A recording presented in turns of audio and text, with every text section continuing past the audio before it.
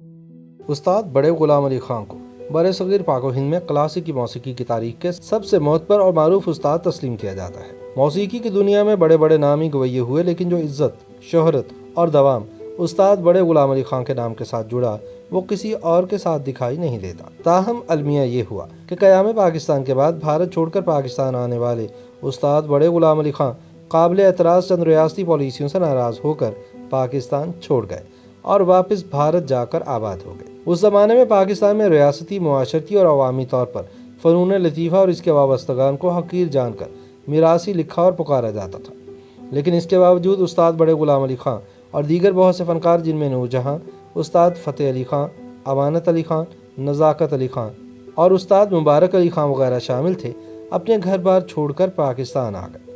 وقت کا پہیہ چلا، زندگی آگے بڑھی، لیکن تنگ نظری بھی بڑھتی گئی اور اس نے رفتہ رفتہ انتہا پسندی کی شکل اختیار کر لی۔ اگر انفرادی طور پر جائزہ لیں کہ عظیم استاد غلام علی خان نے اپنی جنم بھومی چھوڑ کر انڈین شہریت کیوں اختیار کی، تو حقائق کچھ یوں سامنے آتے ہیں۔ زید بخاری ریڈیو پاکستان کے پہلے جنرل مینیجر تھے۔ یہ پطرس بخاری کے بڑے بھائی ہونے کے ساتھ ساتھ اعلیٰ پائے کے براڈ کاسٹر بھی تھے۔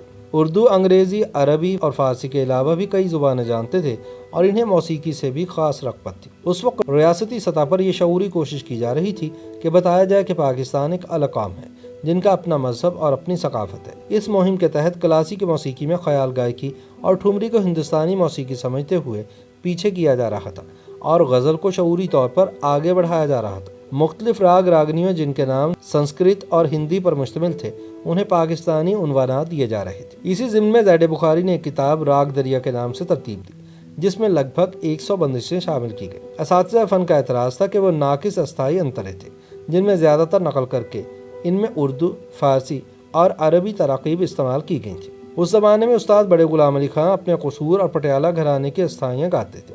ان میں جا بجا سنسکرت اور ہندی الفاظ اور تراکیب استعمال کی گئی تھیں۔ کلاسیکی موسیقی اس خطے کے عظیم ماضی کا ایک ثقافتی ورثہ تھا، جسے زبردستی بدلنے کی کوششیں کی جا رہی تھیں۔ اسی ماحول میں زید بخاری اور استاد بڑے غلام علی خان میں تو تکرار ہو گئی۔ استاد بڑے غلام علی خان کے پوتے نقی علی خان بتاتے ہیں کہ بڑے خان صاحب ہاتھ میں چھڑی تھامے بخاری صاحب کے کمرے کی چک اٹھا کر اندر گئے تو بخاری صاحب نے ناشگفتہ انداز میں کہا، آپ بلا اجازت میرے کمرے میں کیسے داخل ہو گئے؟ بڑے خان صاحب کو یہ انداز ناگوار گزرا کہ ایک سرکاری ملازم جو دراصل عوام کا خادم ہوتا ہے، اس کے یہ لچھن۔ بڑے خان صاحب نے کہا کہ بخاری صاحب، آپ جیسے BA تو اس ملک میں ہزاروں لاکھوں ہوں گے، لیکن غلام علی خان ایک ہی ہے۔ چنانچہ وہ ناراض ہو کر واپس چلے گئے۔ ریڈیو پاکستان کے سابق ڈائریکٹر جنرل مرتضیٰ سولنگی کہتے ہیں کہ بڑے خان صاحب تنازع ختم کرنے کے لیے زید بخاری کے دفتر گئے تھے، لیکن انہوں نے اتنے بڑے فنکار کو باہر بٹھایا اور چپڑاسی سے کہا کہ بیٹھے رہنے دو میراثی کو باہر۔ کہتے ہیں کہ یہ آواز استاد محترم نے سن لی تھی اور وہیں انہوں نے فیصلہ کیا کہ وہ اندر جا کر بات کریں گے اور اب پاکستان میں نہیں رہیں گے۔ یاد رہے کہ استاد بڑے غلام علی خان بابا بلے شاہ سے منسوب شہر قصور میں 2 اپریل سن 1902 میں پیدا ہوئے۔ ابتدائی طور پر ان کے گھرانے کو قصور گھرانہ کہا گیا، جو آگے چل کر پنجاب کے مشہور پٹیالہ گھرانے میں ضم ہو کر برے صغیر کے سنگیت میں مستند اور منفرد کہلائے۔ کلاسیکی اور نیم کلاسیکی موسیقی کی تاریخ پر نظر ڈالیں تو صدیوں میں یہ 3 کردار اہم دکھائی دیتے ہیں۔ میاں تانسین کو مشرقی موسیقی کا جد امجد تسلیم کیا جاتا ہے۔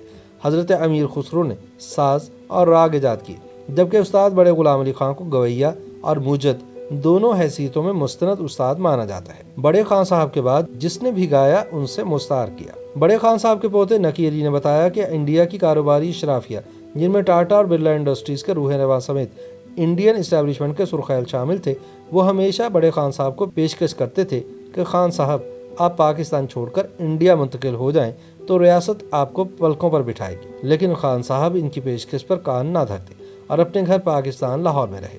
لاہور اس وقت پورے خطے میں موسیقی کا گڑھ مانا جاتا تھا اور مشہور تھا کہ جس نے لاہور میں جھنڈا نہیں گاڑا وہ کامیاب نہیں ہوا۔ خان صاحب کو لاہور شہر بہت پسند تھا، وہ پاکستان سے بھی بے انتہا محبت کرتے تھے، اس لیے انڈیا کی طرف سے تمام پیشکشیں ٹھکرا کر یہیں رہے۔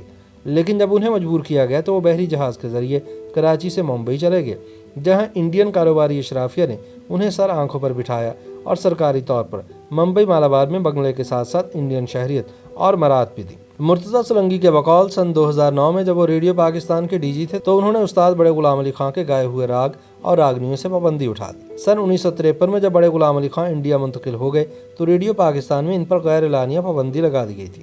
زید بخاری نے اس ضمن میں کوئی تحریری آرڈر تو نہیں جاری کیا تھا، لیکن تقریباً 56 سال تک ریڈیو پاکستان کو استاد محترم کی لافانی آواز سے محروم رکھا گیا۔ خیال رہے کہ دنیا سنگیت کے بڑے بڑے گویے، کوہنا مشق سازندے، موسیقار اور فلمی دنیا کے گلوکار سب براہ راست اور بالواسطہ بڑے خان صاحب کے شاگرد ہوئے۔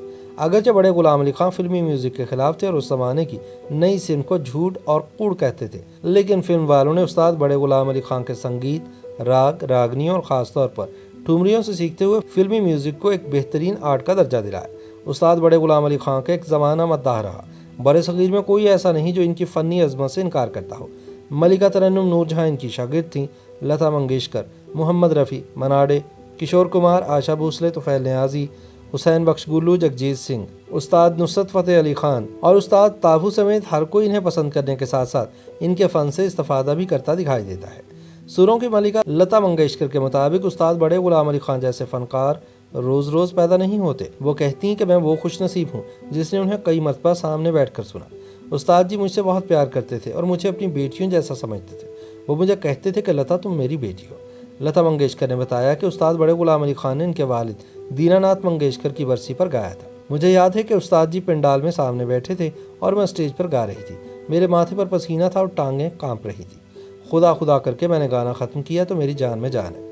میں گاتے ہوئے کبھی نہیں گھبرائی تھی، لیکن میرے ساتھ ایسا اس لیے ہوا کیونکہ بڑے خان صاحب میرے سامنے تھے۔ انہوں نے مزید بتایا کہ میرے بعد استاد بڑے غلام علی خان نے گایا اور ایسا گایا کہ انہیں انسانوں کے ساتھ ساتھ ہواؤں، فضاؤں اور پریوں نے بھی سنا ہوگا۔ استاد بڑے غلام علی خان کے گائیکی کے انداز نے برِ صغیر کی کلاسیکی، نیم کلاسیکی اور خاص طور پر فلمی موسیقی پر کیا اثرات مرتب کیے۔ اس حوالے سے لتا کہتی ہیں کہ موسیقی ٹھمری سے کشید اور مستعار کی گئی ہے، جیسا کہ استاد بڑے غلام علی خان ٹھمری کے بھی کمال گویے تھے۔ ان کی گائی ہوئی ٹھمریاں بہت سے موسیقاروں نے مستعار کی۔ ہندوستان میں فلمی موسیقی ابھی اپنے ابتدائی مراحل میں تھی، تو ان دنوں استاد بڑے غلام علی خان نے اپنے ریڈیو انٹرویو میں کہا تھا کہ راگ اور کلاسیکی موسیقی سچائی ہے، جبکہ فلمی موسیقی کھوٹ، کوڑ اور جھوٹ ہے، لہٰذا یہ پنپ نہ سکے گا۔ 23 اپریل سن 1968 کو 66 برس کی عمر میں استاد بڑے غلام علی خان اس جہان فانی سے کوچ کر گئے۔ انہیں بھارت میں سرکاری اور ریاستی اعزاز کے ساتھ سپرد خاک کیا گیا اور وزیر اعظم اندرا گاندھی نے 26 اگست سن 1969 کو تحریری طور پر ایک خط کے ذریعے